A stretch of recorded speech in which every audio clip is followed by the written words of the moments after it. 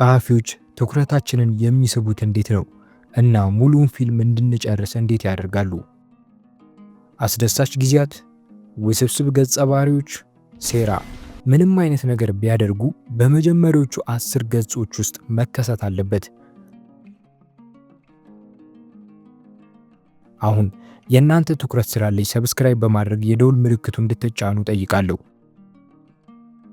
10 ልብ አንጠልጣይ ገጾች።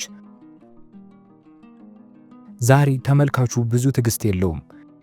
የጥበብ ፎርሙ ምንም ይሁን ምን ተመልካቾችን በፍጥነት መሳብ አለበት።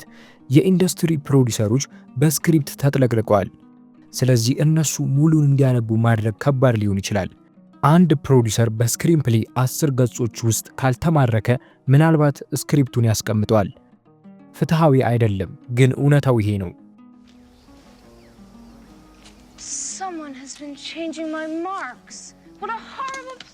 የመጀመሪያዎቹ 10 ገጾች ወሳኝ ናቸው። እነዚህ ገጾች ከሚከተሉት የታሪክ አካላት ውስጥ አንዱን ወይም ከዛ በላይ መመስረት አለባቸው። ቶን ወይም ቃና፣ ካራክተር ወይም ገጸ ባህሪያት፣ ሴቲንግ አሊያም ቅንብር፣ ቲም ወይም ጭብጥ እና ስታቲክስ ወይም ካስማዎች። ቶን ወይም ቃናን በማዘጋጀት እንጀምር።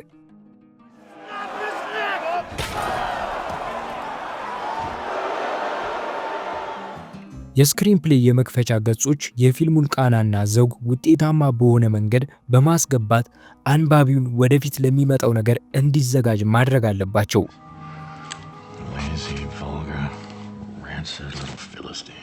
የዋኮውስኪ ስክሪፕት በማትሪክስ ፊልም በመጀመሪያ ገጽ ላይ ሚስጥራዊ ሳይንሳዊ ልብ ወለድ ቃናን ያዘጋጃል። የመክፈቻው ንግግሮች ለፊልሙ እንድንጓጓ ያዘጋጀናል። ጠቋሚ በኤሌክትሪካል ጨለማ ውስጥ እንደ አራት ማዕዘን በፎስፈረስ ብርሃን ይቀርባል። ኮምፒውተሮች የራሳቸው ህይወት አላቸው።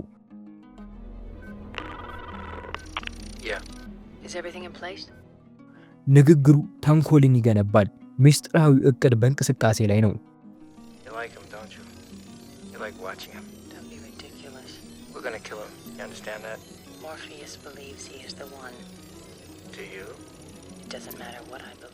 እና አንድ ሰው እየሰማ ነው።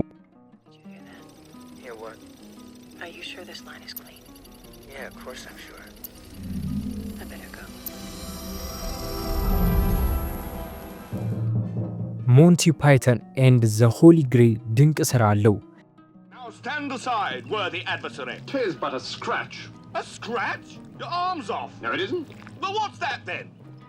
ይሄ ከመጀመሪያው የተቋቋመ ነው።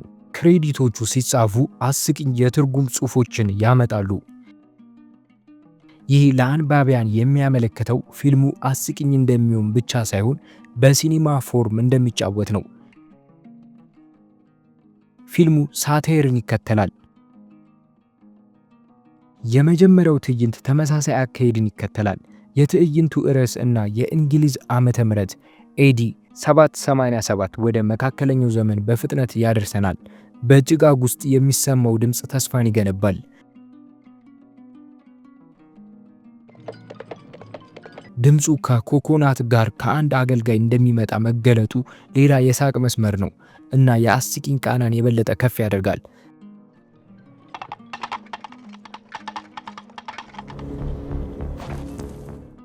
በቃና ስብስብ የመጀመሪያዎቹ 10 ገጾች ብዙውን ጊዜ በዋና ገጸ ባህሪያትን ይመሰርታሉ። አብዛኞቹ የስክሪን ፕሌይ የመክፈቻ ገጾቻቸውን በመጠቀም አንባቢ በትረካዎቻቸው ውስጥ ከዋና ገጸ ባህሪያት ጋር ለማስተዋወቅ አስፈላጊ ባህሪያቸውን ያሳያሉ። ምን ይፈልጋሉ? በዓለማቸው ውስጥ ያላቸው ቦታ ምንድነው? እሴቶቻቸው ምንድናቸው? እነዚህ መግቢያዎች እንደሚነገረው የትረካ አይነት ይለያያሉ። ባባዶክ የዋና ገጸ ባህሪዋን ሕይወት በሚቀይር ጊዜ ይከፈታል። እሱም ባሏን የገደለው የመኪና ግጭት ነው። ከአደጋው ጀምሮ ጸሐፊዋ ጄኒፈር ኬንት አሚሊያ በባለቤቷ ሞት ምክንያት እንደምትሰቃይ ለታዳሚው ጠቁማለች። ከባባዶክ ጋር በተደረገ ትግል የተገለጸ ቢሆንም የአሚሊያ እውነተኛ ጉዞ ከሐዘኗ ጋር የመጣ ነው።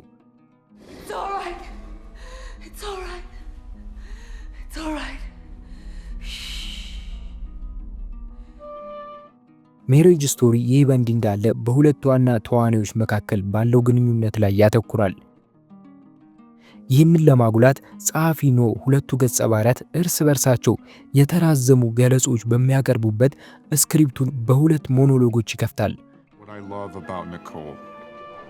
She makes people feel comfortable about even embarrassing things. What I love about Charlie. Charlie is undaunted. ሞኖሎጎቹ የፍቅር ናቸው፣ ግን በፍጥነት በገጽ 10 ላይ ይገለበጣሉ።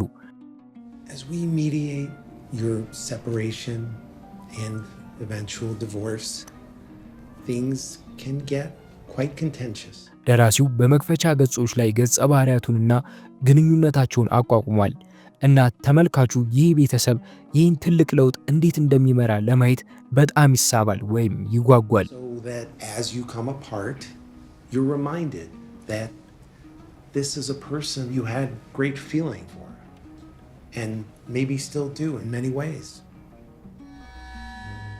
ሁሉም ዋና ተዋናዮች ተወዳጅ መሆን የለባቸውም፣ ግን ተመልካቹ ለማንኛውም እነሱን ለመከተል ምክንያት ይፈልጋል። ኮይን ብራዘርስ በፋርጎ ስክሪፕታቸው ውስጥ አንቲ ሂሮ ወይም ጸረ ጀግና ገጸ ባህሪን ያመጣሉ። እሱ ተወዳጅ አይደለም፣ ነገር ግን ጅምሩ ለሚያስፈራ እቅዱ በቂ ፍላጎት ይገነባል። ይህም ተመልካቾች ቀጥሎ ምን እንደሚፈጠር ማወቅ ይፈልጋሉ።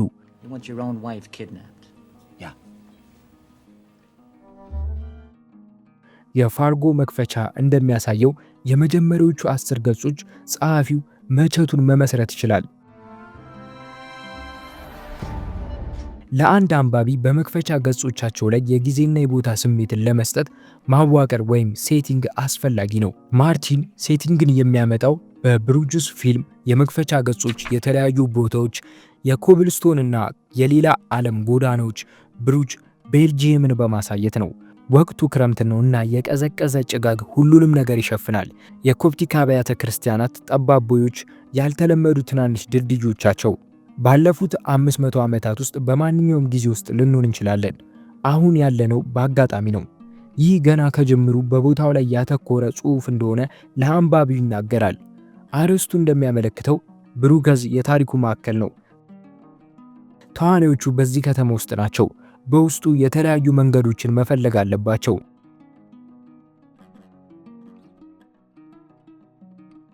ዊል ኢ የኋላ ታሪክን ለማቅረብ ሴቲንግን በመጠቀም የታሪኩን ዓለም ለመመስረት ሰፋ ያለ አቀራረብን ያሳያል።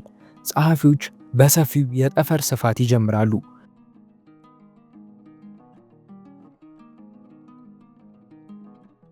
ከሩቅ ጋላክሲዎች፣ ህብረ ከዋክብት፣ ኔብላዎች ወደ አንድ ፕላኔት ቀጥሎ የገለጻቸው ወሰን ቀስ በቀስ እየጠበበ ይሄዳል። ከዚያም በአንድ የቆሻሻ መንገድ ላይ ከመቀመጡ በፊት የፕላኔቱን ገጽታ ይገልጻል።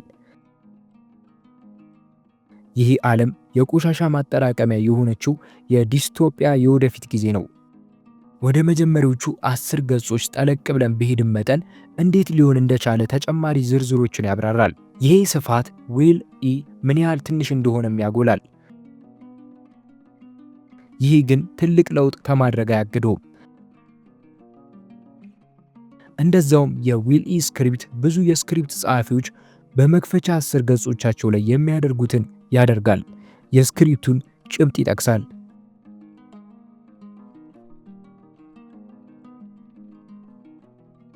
በጣም ጥሩ የመጀመሪያዎቹ 10 ገጾች ፊልሙ የሚዳስሳቸውን ትላልቅ ሐሳቦች ይጠቁማሉ።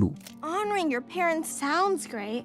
But if you take it too far, well, you might forget to honor yourself. Sorry to bother you ውስጥ ደራሲ ቡትስ ሪሊ የፊልሙን ጭብጥ በፍጥነት አቋቋመ። እሱም የካፒታሊዝም ጭቆና ነው። God made this land for all of us. And greedy people like you want to hog it to yourself and your family and charge all the rest of us for the right to live. በመጀመሪያው ትዕይንት ካሲየስ በስክሪፕቱ ላይ እንዲቆይበት ተነግሮታል። ከተስማማው ስክሪፕቱን ይገዙኛል የሚለውን ሐሳብ በአእምሮ አስቀምጧል። STTS stick to the script. Stick to the script. Stick to the script. በኋላ በሥራው የመጀመሪያ ቀን ካሲየስ አንድ ሀብታም ሰው ወደ ጥሩ ሊፍት ሲሄድ ተመለከተ። የማህበራዊ መደብ ልዩነት አመልካች ድርጊት ነው። ለካሲየስ ከፍተኛ ህይወት በጣም ቅርብ ነው እና በተመሳሳይ ጊዜም በጣም ሩቅ ነው። የአሜሪካ ልቦለድ በመጀመሪያዎቹ 10 ገጾች ውስጥ ከዋና ጭብጦች ውስጥ አንዱን በሚገባ አስቀምጧል። ዋናው ገጸ ባህሪ ሙንክ ከወኪሉ ጋር የተደረገ ውይይት እንደሚያሳየው እንደ ጥቁር ደራሲ ከሚጠበቀው ፈተና ጋር አይጣጣምም። They want a black book. They have a black book. I'm black, and it's my book. You know what I mean. You mean they want me to write about a cop killing some teenager or a single mom in Dorchester raising 5 kids? Dorchester's pretty white now. But yes. Jesus Christ. You know, I don't even really believe in race. Yeah. The problem is that everyone else does. Anyway, have fun at the book festival. And just don't insult anyone important. Please. በሚቀጥለው ትዕይንት ላይ ሙንክ ሌላ ጥቁር ጸሐፊ ወደ ተዛባ አመለካከት ስትገባ ያያል። Would you give us the pleasure of reading an excerpt? Yo, Sharonda, where you be going in a hurry like that? Donna asked me when she seed me coming out the house. በእነዚህ ሁለት ትዕይንቶች ጸሐፊው ኮርድ ጄፈርሰን የፊልሙን ማዕከላዊ ጉዳዮች መመርመር ይጀምራል። ጥቁር ፈጣሪዎች ብዙውን ጊዜ ስኬታማ ለመሆን ሲሞክሩ ጥንቃቄ በተሞላበት መንገድ የሚያደናቅፋቸው አካል አለ። That's me, Ellison. Yeah. He is me, and he and I are black. Oh, bingo. No bingo, Ned. These books have nothing to do with African American studies. They're just literature. The blackest thing about this one is the ink. ስቴክስ ወይም ካስማ ለገጸ ባህሪው ማግኘት ወይም ማጣት ምን ማለት እንደሆነ የሚያሳይ ቃል ነው። ገጸ ባህሪው ያሰበው ባይሳካለት ምን መጥፎ ነገር ይከሰታል? ማን ላይ ከባድ ሊሆን ይችላል? ገጸ ባህሪው ቢሳካለትስ ምን ያገኛል? ለምን ይጠቅመዋል? የሚሉትን ጥያቄዎች ለመመለስ ስቴክስን መጠቀም ያስፈልጋል። በፊልም ውስጥ ምንም ስቴክስ ከሌለ ገጸ ባህሪውን ለመከታተል ምክንያት እናጣለን። በመጀመሪያ 10 ገጾች ውስጥ ስቴክስ ለምን አስፈላጊ ሆነ? በማወቅም ሆነ ባለማወቅ አንባቢም ሆነ ተመልካች ከሚጠይቃቸው ቀዳሚ ጥያቄዎች ለምን ማንበቤን መቀጠል አለብኝ የሚል ነው። ስቴክስ ለዚህ መልስ ይሰጣል። ሙሉ ለሙሉ ባይሆንም በመጀመሪያዎቹ 10 ገጾች አንድ አስፈላጊ ነገር አደጋ ላይ እንደሆነ ማሳየት አለብን። ችግሩ ቀላል እንዳልሆነ፣ ታሪኩ ትርጉም ወዳለው ቦታ እያመራ እንደሆነ እንጠቁማለን። Interstellar travel is impossible, making it by far the most valuable substance in the universe. አብዛኞቹ ታሪኮች አንዳንድ ጣጣዎች አሏቸው። በሌላ አነጋገር ለጥያቄው መልስ መስጠት አለባቸው። ለምንድነው ይሄ ጉዳይ የሚመለከተው? በመጀመሪያዎቹ 10 ገጾች ላይ ያለው ስቶክስን ማቋቋም ተመልካቾች በፍጥነት በፊልሙ ላይ እንዲቆዩ ለማድረግ ጥሩ መንገድ ነው። በ20 Days Later ጸሐፊ አሌክስ ስቶክስን አስተዋውቋል። እሱ የሚጀምረው በሚያስደንቅ ሁከትና በህብረተሰቡ የውድቀት አደጋዎች ምስሎች ነው። ከዚያም ሳይንቲስቱን በቀረው ፊልም የሚያጠቃውን ተላላፊ በሽታ ለማስረዳት ይጠቀምበታል።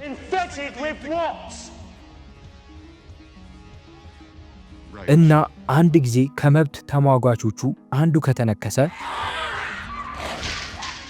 እኛ ራሳችን የበሽታውን ተጽዕኖ እናያለን። ከዋና ገጸ ባህሪ ጋር በምንተዋወቅበት ጊዜ እሱ የሚቃወመውን እናውቃለን።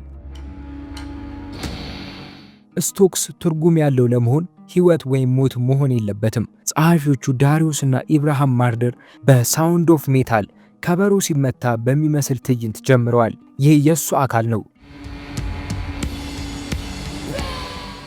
በሚቀጥሉት ጥቂት ገጾች ላይ የመስማት ችሎታውን እያጣ እንደሆነ ግልጽ ሆኖ ሲገኝ ጉዳቱ ግልጽ ነው። ይህ ህልሙን አደጋ ላይ ይጥላል።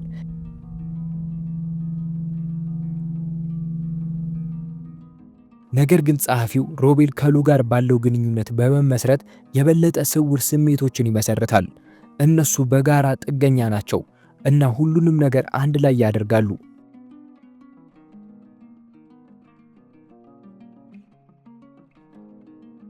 አሁን የተነጋገርናቸው ሁሉም ቴክኒኮችን በመጠቀም የመክፈቻ 10 ገጾችን እንመልከት። የአሌክሳንደር ፔኔ እና የጂም ቴለር ስክሪፕት ሳይድዌይ።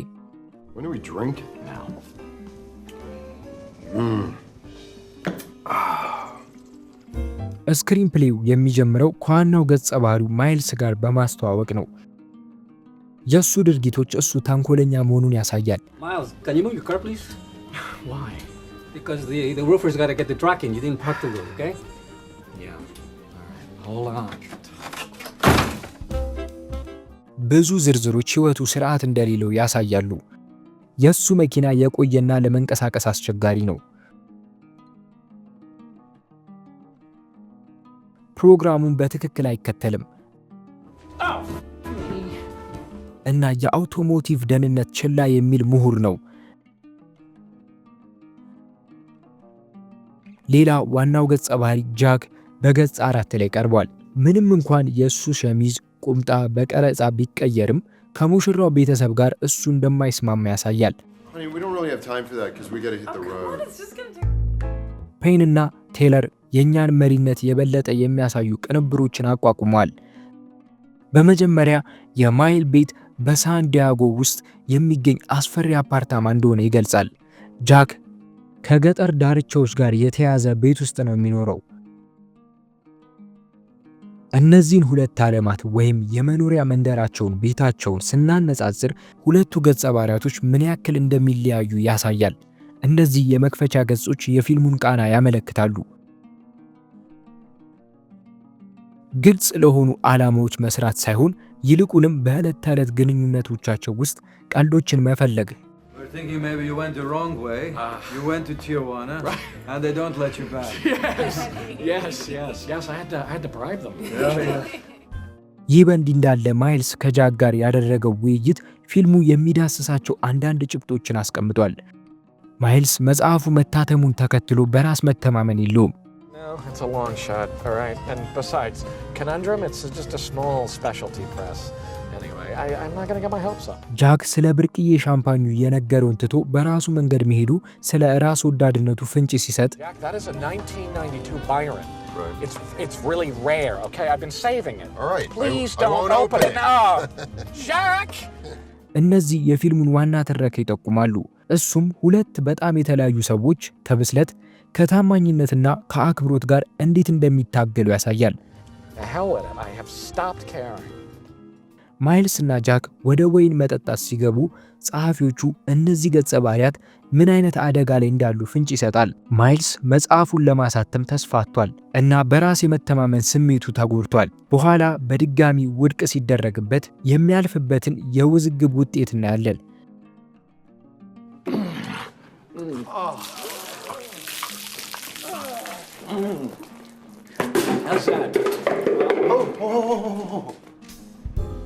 የጃክ ማጭበርበርና ለሰው ግዴለሽነቱ ውሎ አድሮ ወደ ክህደትና የልብ ስብራትን በሌላ ሰው ላይ ይፈጥራል።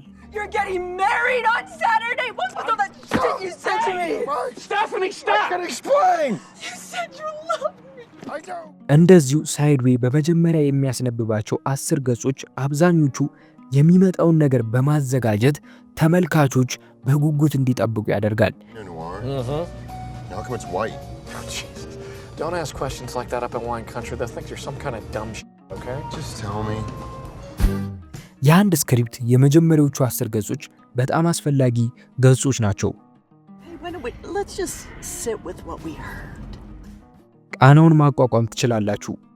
ገጸ ባህሪያት፣ ቅንብር፣ ጭብጦችና ካስሞች በትክክል ከተሰራ ለተቀረው የፊልማችሁ ክፍል ተመልካቾች ጊዜያቸውን ይሰጣሉ። የትኞቹ ስክሪፕቶች ምርጥ የመክፈቻ ገጾች አሏቸው ብላችሁ ታስባላችሁ? በኮሜንት ውስጥ አሳውቁኝ። በየሳምንቱ ሐሙስ በአዳዲስ ቪዲዮዎች እንገናኛለን። ሰብስክራይብ ያላደረጋችሁ ሰብስክራይብ በማድረግ የክሎዝ አፕ የፊልም ቤተሰብ መሆን ትችላላችሁ። በያላችሁበት መልካም ጊዜ ይሁንላችሁ።